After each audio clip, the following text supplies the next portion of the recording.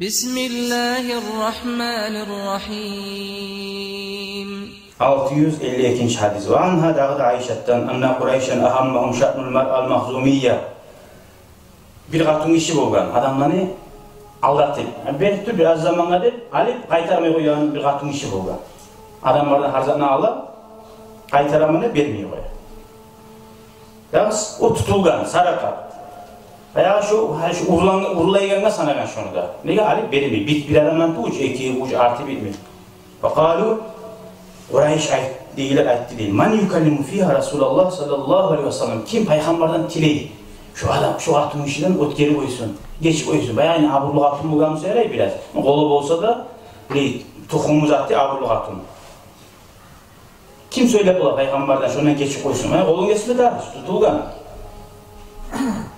Olarayken men yeşteriyu aleyhi illa Usama bin Zayd ulan Usamat. Peygamber saklap durgan ulan. Hibbu Resulillah. Peygamberin kop suyagan ulan. Şu ayeti bula. Hali bir gıylet olsa la bir adamını izleysin. Söylemaga şu adamına. Fakallemahu Usamat bari peygamberle sonra ayetilegan. Şefaat etken. Şu adam şu hatununu kesmeye koy. Abullah hatunu. Fakala Resulullah Allah'ın elçisi sallallahu aleyhi ve sellem etken. Usamak ateşfa'u fi haddin min hududillah. Allah'ın haklarından Allah geçti bayta. Şeriat geçti bayta tutulgan. Sen bana şu yerde araççı olam sen Hizayet. Usamak da bayta. Kabunup Peygamber aleyhisselam summa kâma turup pahtadaba halka garip halkın arasında nasihat etti. Hutba. Sonra ayetmada etti. İnnemâ ahlaka man qablakum. Sizden aldığın ilanı halak etti. Yani işin buzuk etti. Allah azap saldı, bala saldı, nizat saldı. Annahum kanu iza saraka fihimuş şerif. Aburlu adam, halkada aburu var adam. Ne yamazet etse de, urlasa da tarakuhu onu koyaydı. Bu aburlu adam. Koy yaraydı, bu askikka. Ve iza saraka fihimun zayıf. Osal adam, şu aburlu adam etkizanı bir osal adam etse urlasa akamu aleyhil hal. Ama oğlum esme tarih, bunu toktatma tarihte barisi de şöyle bu gene adillik yok oldu. Adillik yok oldu. Adillik barda hakka bilinip olmayı. Bolma gerek. O niçe aburlu adam olsa da. Niçe marayını yaxşı adam olsa tesisat etti mi? Bitti. Peygamber ayet yaptı. O adam etken zat birisi adamına yaramayan demiş, birine de yaramıyor.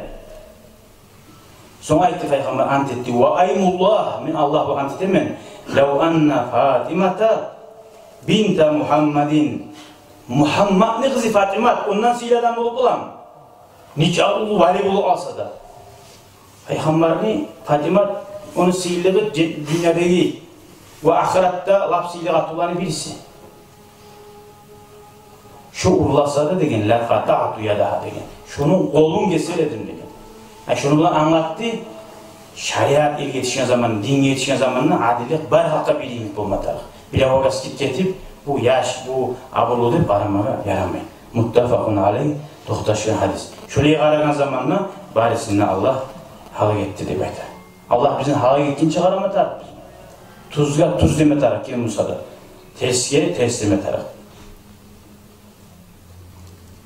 İnşallah gelen sohbette haberler biz Allah buyursa masjidin içine yaramayan yazan etkin adam.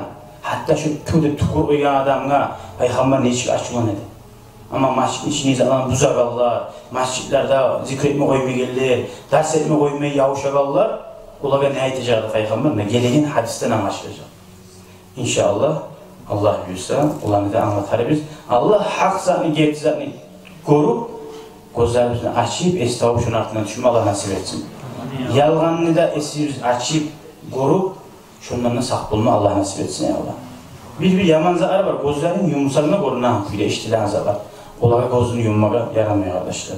Velhamdülillahi Rabbil alemin. Vesselamu aleyküm ve rahmetullahi ve berekatuhu.